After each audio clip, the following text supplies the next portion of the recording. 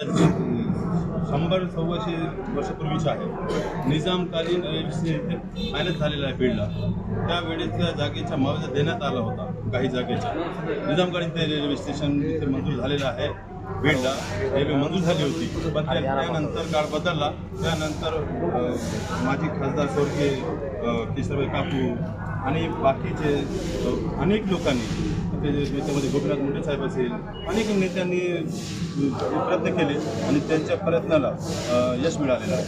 आणि विशेष म्हणजे नागरिकांनी विशेष आंदोलन केला होता आणि नागरिकाच्या आंदोलनामुळेच रेटा बसला रेल्वे बोर्डाला आणि रेल्वे बोर्डाने सर्वसामान्य नागरिकांच्याच रेट्यामुळे इथे बीड आलेली आहे. म्हणून पुन्हा एकदा तुमच्या पोलखोच्या माध्यमाने मी सर्व बीड जिल्ह्याच्या जनतेला बधाई देतो, त्यांना शुभेच्छा देतो.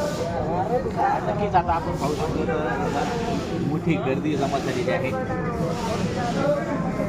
नागरिक मोठ्या संख्येने इथं आलेले आहेत.